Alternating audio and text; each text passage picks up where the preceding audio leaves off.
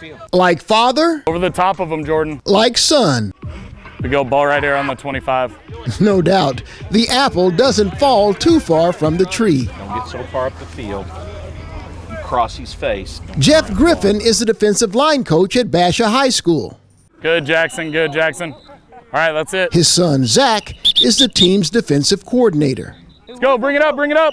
Basha head coach Chris McDonald hired the pair away from Mountain Point High School 4 years ago, So get ready to find this hash, Tommy. where they helped the Pride to its first ever state championship. Zach, one thing is he's very detailed. He's probably the closest thing to a college coordinator in high school that you can get, just with the way that he, and his background was a GA and whatnot, so he cut his teeth doing a lot of that stuff.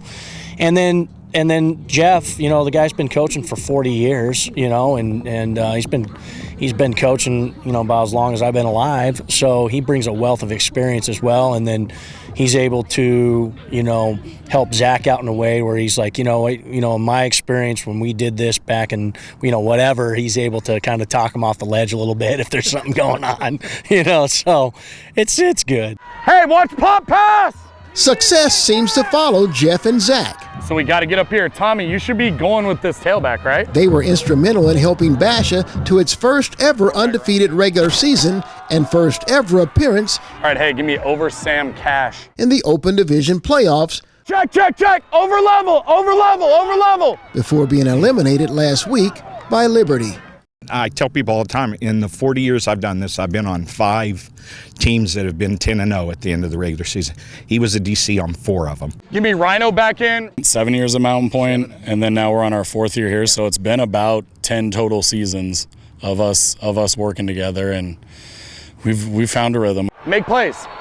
Understand? Rhythm and working well together on game nights is very important. And yes, Jeff and Zach They got to find the block forward. can have their differences when it comes to schemes, calls, or personnel. Ran out of bounds. Took a sack. Sometimes I forget who's in charge. He tells me, Dad, we don't do it like that anymore. And I tell him, well, in 1987, it worked really well. I don't know why we need to change it. And the bottom line is, if I've just had enough, I tell his mom, and she takes care of it. We know each other so well that it's usually more like looks than it even has to be words now at this point, right? So that's kind of how we get by with each other. You think it'd help if I switch anybody? And their time together on the football field is both special Up to you. and precious. Zach and I are always kidding each other and joking around, and that's really a big part of our relationship. But at the end of the day, when it's all said and done, win, lose, or draw, I get to look back and just see how fortunate I am to spend so much time with my son. I wouldn't trade that for anything.